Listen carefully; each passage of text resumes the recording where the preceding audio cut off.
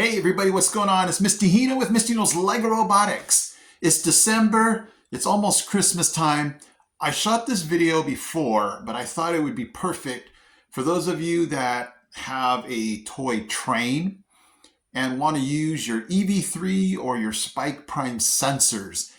It was a railroad crossing arm sensor where if it senses the train coming, it puts the arm down. When it doesn't see the train anymore, it puts it back up. It was such a very cool, thing to put out with my model train, my Polar Express. So if you want to check this out, I did have a ton of those picture frames. Sorry if you don't have a whole lot of those. I'm sure you can figure out maybe adding those 15-hole beams or something. But I just thought it was really cool for perfect timing for it to be around Christmas for those of you that have toy trains and would love to use your sensors for this project. So check it out. Okay, so this thing is so big, I can barely get into the shot here. So what do you see before you is going to be the EV3 build that I put together here. So it's going to be utilizing two ultrasonic sensors. So the ultrasonic sensor that you see right there, that's going to be the ultrasonic sensor that detects the train coming. So I'll show you the program in a second, but I just kind of wanted to show you what this whole build looks like. And so the whole objective is for this ultrasonic sensor to see the train coming. And then when this ultrasonic over here to the left, when that sees that the train has gone by, it'll activate the gate to come up. So I guess I forgot to tell you that this is going to activate the gate, this gate right here, to go down. And when this ultrasonic sensor sees that everything's clear, it'll activate the gate to come on up. So let me go ahead and show this to you. So when the train comes by here and this ultrasonic sensor picks that up, it'll cause that gate to go down. And then, the train's going to be coming by this ultrasonic sensor right here.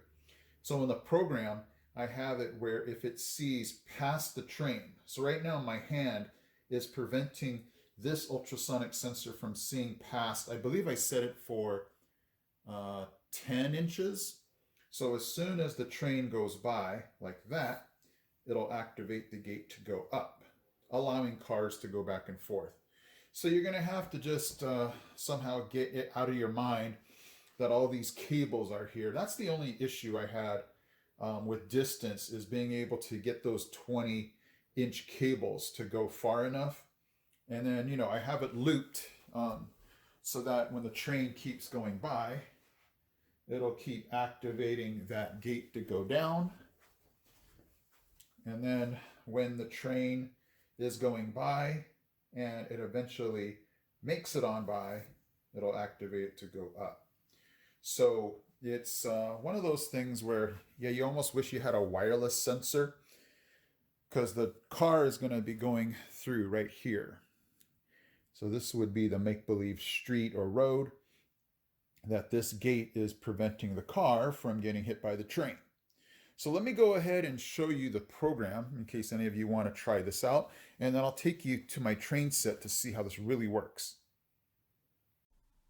Okay, I'm on my LEGO Mindstorm software here, and believe it or not, this is the program. This is it.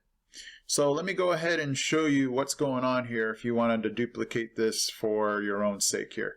So I have everything inside of a loop so that, when the train keeps going around and around, this thing will just keep looping.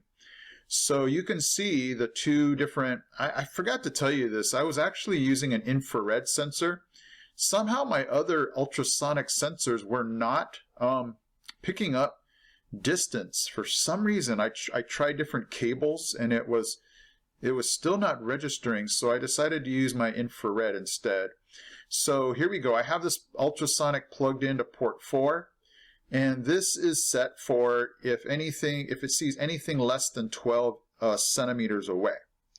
So if it sees anything less than 12 centimeters away, it's going to activate the gate to come down. And I put a weight block in here because I want to give the train some time to get over to the next sensor. If I did not have this in here, this would automatically make the gate go back up, and I don't want that. So I'm giving the train 6 seconds to get over, and that's more than enough time. It's giving the train 6 seconds to get over to the infrared sensor. So here's what's going on with the infrared. Right now I have it for greater than, and this is set for, I believe that would be 54 centimeters, but I'm not sure. With that one, I'm not sure what the unit of measure is. Oh, sorry about that. And so when it sees over 54, it's going to activate the gate to go up. So you can notice that this is just the opposite of that. And then, like I said, it's looped. So if it's, it's just going to keep going round and round. But this is the neat part here, is that when the train's going by, it does not see over 54. But once that last car goes by, that should be over the 54, and then it should activate the gate to come up. And that's it. That's the program. So let's go ahead and take you down to my Christmas tree where the train is already set up to see this in action.